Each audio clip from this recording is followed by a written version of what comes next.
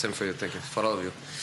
You're the third manager here to follow Sir Alex Ferguson. You're obviously up against David Moyes, who was the first manager. Has the process of kind of acclimatising to being a Manchester United manager become easier, and do you feel as though you're acclimatised?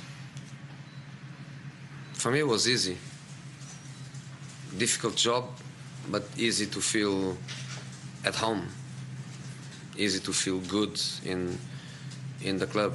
Easy to feel that the club wants to progress, the people wants to be happy again, and I felt good immediately. So 5 or 6 months here, but really feeling at home. So for me, it was quite easy. Obviously, expectations high, results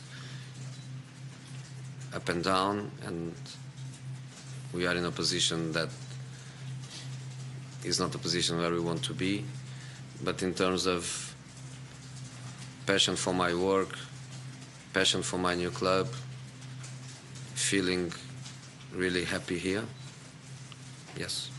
I imagine you spoke to a lot of people before you decided to come here. Was David Moyes one of those people you maybe spoke to about it? No, I didn't speak to many people, and David was not also a person that I asked for. I think when you have Manchester United and you are in another club, maybe you think twice. But when you have Manchester United and you don't have a club, you are not working, I don't think you have a lot to think about. I thought about the difficulty of the job. I tried to answer myself why the club in the past 3 years was going in terms of results, was going in a difficult direction. I tried to answer myself to that, but I couldn't think much about come to Manchester United, so easy decision. Tony Pulis has said... Sorry, Jose. When Sir Alex left, you were one of the people who were mentioned as a possible successor. At that time, did you ever think how difficult it would be to directly follow Alex Ferguson? Not really. Not really. I was in another club. When I am in a club, I just think about the club, and I don't lose my time thinking about other things. So not really. What I knew was the evolution of the Premier League. I know the new direction of the Premier League, and I knew that periods of domination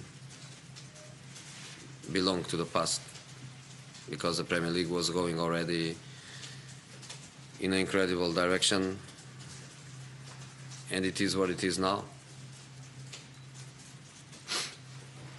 As James was saying, Tony Pulis has said this morning that he's made a bid for Morgan Schneiderlin. You said this week that you wouldn't keep anybody here if they didn't want to be here. Has Morgan mentioned anything to you? Has he said that he wants to leave? Yeah. Great professional, fantastic boy, very honest, very open, and opened his heart a couple of times. And my answer is simple. If he's playing regular with me, I have the right to say no way. If he's not playing regular, I have no right to tell a player that wants to be happy. I have no right to say to a player, you are going nowhere. So my answer was, if the offer is right and our board thinks that the offer is a good offer in relation to the quality of a very good player like Morgan, I would not stop him to go. Jose, you've mentioned a few times there about settling in here to your role, how happy you are. Has it surprised you that you have found real happiness here, and how does it compare to maybe the first 5-6 months at other clubs that you've gone into? I don't like to compare. Honestly, I don't like to compare. and I think you know me. You don't listen from me many opinions, many stories, even compare my previous clubs. When I leave clubs, I close the door, I close the chapter, I wish them good and goodbye. Be happy, and I try to be happy too. So I don't like to go in that direction. What I can say is that in here I felt people with open arms, not just a very calm and intelligent board and owners. They know what they want. They have big experience already, and very calm, very pragmatic, giving me good conditions to work. And in the players and the people that surrounds me, I felt some sadness, because people that loves football, obviously they want to be successful, and everybody tries to help to go in the same direction. You said before that you don't mind who scores the goals, but Zlatan Ibrahimovic now is quite clearly your top goal scorer. I think he scored 9 more than anyone else. In terms of the pressure on him, would it help him if more people chipped in with more goals, or are you quite happy that he can handle the pressure? No, it's no problem for me. No problem for me. I'm really happy for him, because maybe some people could think a top scorer, but not anymore with 35 years old. Not anymore, because the Premier League is not La Ligue. But with 35 for him is the same as 25. In La Ligue is the same in the Premier League.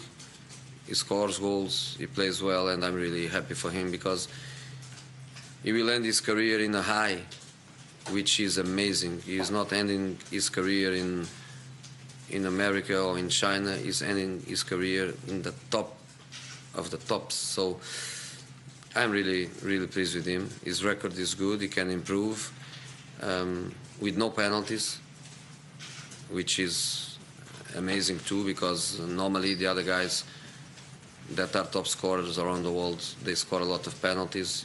He had 1 penalty in 17 Premier League matches, so I couldn't be happy with him. Okay, last question. The congestion, the fixture list now, you're going to need all the bodies back. How are you standing with the likes of Bailly, Mkhitaryan, Shaw? How are they ahead of what is going to be such a busy period now?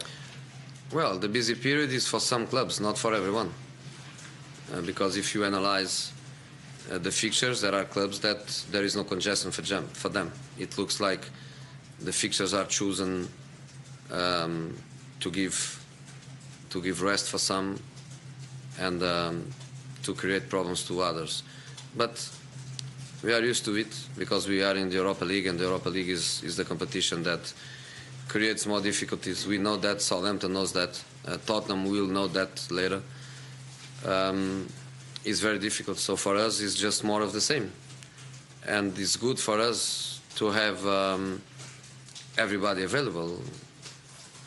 But Luke Shaw, and he's not far.